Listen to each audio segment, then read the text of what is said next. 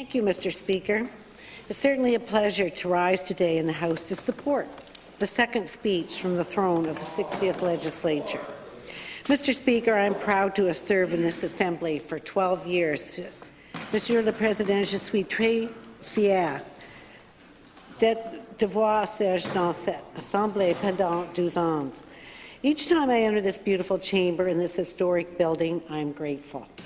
I'm grateful that I get to work with colleagues passionate about making New Brunswick a wonderful place to live, to work, to raise a family, and to explore. This is a special place that many people of many diverse cultures call home. I feel lucky to live here and to have lived in both French and English parts of the province. It has given me an appreciation for different perspectives and lived experiences. My family, Mr. Speaker, has always been so supportive of my desire to be a member of the Legislative Assembly. My mother, who passed in 2015, actually it was 7 years yesterday, and my father, who passed in 2017, were always there from the very beginning. I have run in 6 elections, 2 municipal and 4 provincial, and the support of my family has been a necessary ingredient to those successful campaigns. So I say thank you to my late parents, to my siblings, to my son, and to my partner and his family for the many years of encouragement to my life of service in this province.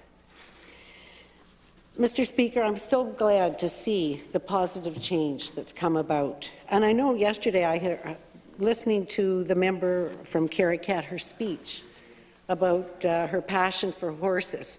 Well, you know what? I too have that same passion. And I will say that she spoke about blinders and had an analogy that she compared our government to having blinders on. Well, you know what, Mr. Speaker? I've ridden a lot of horses and I've never had blinders on them because we knew where we were going and I was managing my mount. And like this government, we know where we're going. Mr. Speaker, I want to say how proud I am of the many of my son, Daniel, and what a fine man that he's become. He has grown to be a successful business person, a loving partner for Julie, and a wonderful father. And I've often said I'm more proud of the way he handles his success than his success itself. He and his wife, Julie, are raising my grandson, Lincoln, my wonderful little man who's fluent in both languages and was, when he went to kindergarten, for just 3 months. Very proud of him. And I'm so proud of the fact that it brings me so much comfort and joy to know that my son and my family, my precious ones, are happy and Lincoln's being brought up well loved. I want to take a moment to thank my office assistant, Lisa DeVoe. I couldn't do this job without her. The hours that we put in, the evenings, the times that we go to meetings through the weekend, through the evening times, like she's always been there to organize all my work in my office, and I couldn't do it without her. So thank you, Lisa. Mr. Speaker, the members elected by the people of New Brunswick to serve in this House come here with energy and enthusiasm. I want to thank each of them on both sides of the House for the work they do, and I want to ask them to bring the same energy and enthusiasm to this session. I want to express what a privilege it was to serve as Minister of New Brunswick in the 59th Legislature. Mr. Speaker, that experience gave me an understanding of the dedication of the civil service in New Brunswick. Then and now, navigating through the pandemic, they were focused on providing responsive and high-performing government services, and they were up to the job. Mr. Speaker, 2020 was a difficult year. We dealt with so many unknowns in the early months of the pandemic, and Mr. Speaker, 2021 was just as difficult. Now, in 2022, we are finally back to a normal way of life, but still must be cautious. The fourth wave of the pandemic presented many challenges and required many people, including those in the Moncton Southwest area, to give up their regular routines and social interactions with others. We got through this together with the help and guidance of our healthcare workers. And we can't thank them enough for their dedication, their hard work, and certainly as a government, we all know they're tired from all the hours of work and all the care they've given to so many New Brunswickers. So thank them. Thank them again for all they do. Mr. Speaker, I want to take a moment to thank those dependable men and women, everyone in our health care, our education, all our civil servants for all that they have done through this difficult period and how they've guided us through this. COVID has left them exhausted, and we recognize that. We're working to address the many issues in health care. Currently, we are expanding the variety of providers who can help New Brunswick with various health care needs. It is time to create Made in New Brunswick solutions to the challenges we face in our delivery of health care. In doing so, we will eliminate the backlog of surgeries that were cancelled during COVID. Adding more nurses to our system will provide relief for those who work many long hours with no time off to rest. Upgrading technology with My Health Records and supporting Atlantic Wellness in Moncton to address the challenges youth are experiencing with their mental health. We are getting positive results, and they are doing a fantastic job. So thank you, Atlantic Wellness. Expanding on our pilot projects that prove excellent results, like the one in Campbellton, with a 94% success rate with just one-time visit. Those were successful, and these are things that we have to look at to make things better and a Made in New Brunswick solution. That's what this whole pilot project was all about. There are many exciting and long-awaited things happening in healthcare, and we will resolve the issues and make our healthcare second to none. Mr. Speaker, from the very beginning, we recognized that few students were successful in learning a second language. We knew that after 50 years of being a bilingual province, we were failing. This now finally will be addressed, so all our children will have an opportunity to speak both languages. And it's unthinkable for me, and I just cannot understand how the opposition members can condemn us changing education system when over 70% of our people cannot learn to speak both languages. Shame on them. Mr. Speaker, I want to thank the many people in Moncton Southwest for their support and all of the businesses in my riding who work tirelessly and contribute greatly to our province. I am proud of the work that Minister Dunn is doing to support businesses and find workers for the many businesses who need labour. With the growth in our population, we will meet the labour need demands. We now have a minister responsible for housing. Mr. Speaker, we know that with all the growth we have experienced and the housing market this past year, we know the challenges, and we will adapt to those changes that have proven New Brunswick to be on the move. With success comes challenges, and together we will adopt and create a positive change. With 5 years in a row having a surplus and paying down on our debt, it enables us to be able to address our challenges. We invested $102.2 million to build 380 housing units and repair 110 vacant units. This is more money spent on housing in 3 decades, Mr. Speaker. We must be able to care for our seniors, our less fortunate, and those with disabilities. And I think about the money that we've contributed to Rising Tides and the fabulous job they've done in Moncton for the homeless. This is something that business people come up with. We agreed to go for it, and it has been a huge success, and I'm so proud and thank them for the work that they have done. Being fiscally responsible, we were able to lower income tax and property tax and increase the minimum wage. We introduced amendments to the Employment Standards Act to support persons with disabilities, to ensure that they are treated fairly with remuneration. And Mr. Speaker, with rising crime in local communities, we invested $3.3 million to reduce crime. We will amend the Salvage Dealers Licensing Act, making it harder for thieves to turn stolen goods into cash. I am delighted to see legislation implemented that provides police the necessary tools to search for missing persons. I was minister also for the women's branch, and this is a big part of what the Truth and Reconciliation report says. Like with missing women and girls, it's time we do something like this so they can be found. Our government has other significant challenges to address. We have much work to do on our key priorities: an energized private sector, vibrant and sustainable communities, dependable public health care, world-class education, and a sustainable environment. Mr. Speaker, I must say I'm very proud of our Premier.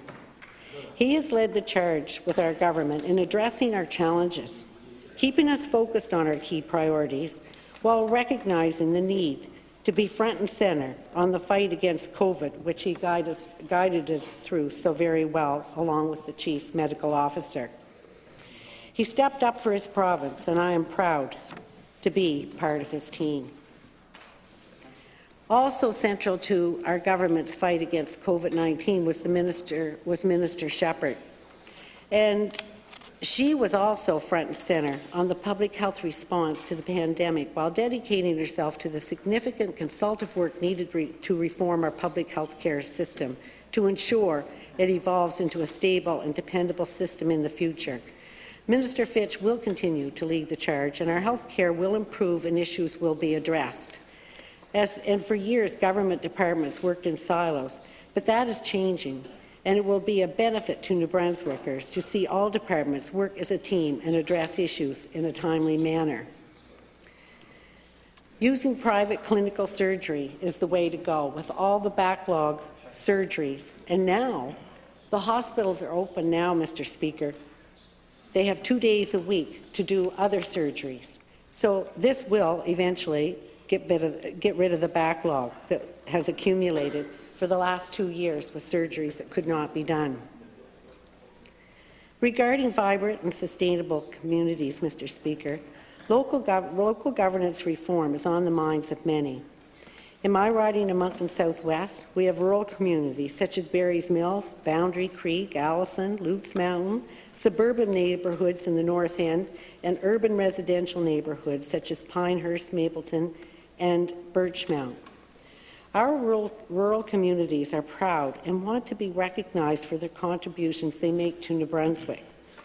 Our urban communities are growing and are challenged to provide the services expected by an expanding diverse population.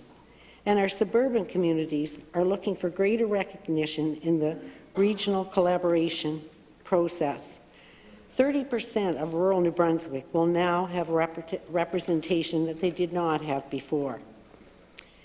It will be up to us in the legislature to agree on a governance reform package that will recognize the different perspectives expressed during consultation and to chart a clear path that will lead us forward together in empowering our communities to make New Brunswick the best we can be. Lowering income tax are helping the people of New Brunswick, and it's a huge drawing card for outsiders to want to be here even more. And our population growth, Mr. Speaker, I think has gone up to 819,000 at this point. So we have something to be proud of because New Brunswick is on the move. We've never had that growth before. In Moncton Southwest, we have some wonderful supports for our citizens with 5 schools, a Head Start program, and a Boys and Girls Club. We have many people working to give our young citizens and newcomers to New Brunswick the education and the support that they need. Mr. Speaker, another key priority is a sustainable environment, and this is something all our communities, rural, urban, and suburban, must work on together. Our government is working hard on increasing environmental awareness, proper waste disposal, promoting recycling, combating illegal dumping, and expanding glass recycling, among other efforts. But you know, Mr. Speaker, it would appear that some on the other side would rather depend on the transfer payments from Alberta and Saskatchewan and not develop our natural gas that we have here. We could be supportive on a global market with the crisis in Ukraine right now. And we know that natural gas is probably the most environmentally safe fuel that there is. But we have to look at this, do it responsibly. It's been done in the province for years now, and continue this. And we have to look into it and have proper consultation with the Indigenous people. I am happy to say that in Moncton Southwest, we have companies like Rayan Environmental Solutions and organizations like Southeast Ecos 360 working as partners to create a sustainable environment in New Brunswick. Mr. Speaker, as we head to 2023 and to economic recovery, it is important that we continue to build resilience in our small and medium-sized businesses in New Brunswick. They are the heart of our economic engine. So many people stepped up to support local through the pandemic. It is vitally important that we continue to do so, while I encourage all New Brunswickers to shop local every day on Small Business Day on Saturday, November 26th. Let us all get out to our local businesses to find those perfect gifts for the people on our Christmas shopping list. Let's energize our private sector by shopping local and supporting small and medium businesses. Another day to recognize in November, Mr. Speaker, is Remembrance Day on November 11th. On this day, we must pause to give thanks and to remember the sacrifice of the men and women who serve for our country. This year, 2022, marks the 101st anniversary of the Remembrance Poppy in Canada. Please support the Poppy campaign, which provides assistance to veterans and their families. Mr. Speaker, before I conclude, I want to say thank you on behalf of government to the staff of the Legislative Assembly, for the pages, to the clerks, to the staff behind the scenes. Your work is essential for the work we do as members. Thank you for your dedication to democracy and to the people of New Brunswick. And before I conclude, I want to talk about my experience this summer, Mr. Speaker. I had the privilege to go to the Commonwealth parliamentarian meetings on PEI, where we engaged people from all across Canada. Then in August, we went to Halifax for another meeting, which was a global meeting with 131 countries represented. When I got to PEI in July and started discussing with some of the colleagues that I met from across Canada and their experiences that they've had, where a speaker or a sergeant of arms had to close down one of the constituency office because this woman's life was actually in danger, I was alarmed to think, where is our democracy going? We are so fortunate in this country to have a democracy that we do have. And yes, sometimes we don't always agree with the opposition and they don't always agree with us. But it's more important now than ever that we collaborate together. I know when we were in opposition, there was many times in the past that I would say, we can help you on this side of the House. We can do things.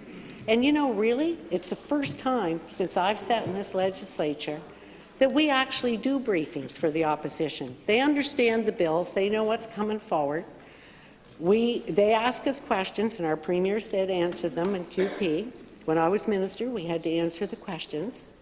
We never had that before, so we've come a long way. But I want to say that it really concerned me when I saw what was going on in other provinces, in our own country, with our own democracy here in Canada. It was alarming for me to learn that some people feel unsafe. This has to stop.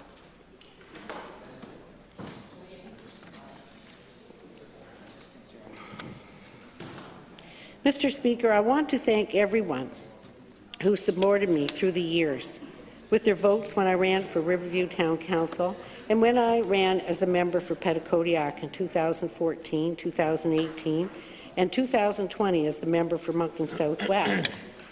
And I want to say thank you to Rodney and my riding association.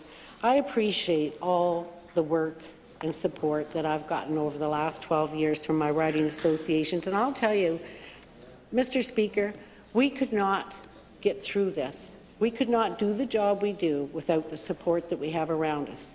Not only just our family, but our office assistants, the people that we work with, and the riding associations contribute so much of their time, and they're the eyes and ears for being out in our riding when we can't be there, when we're here in Fredericton.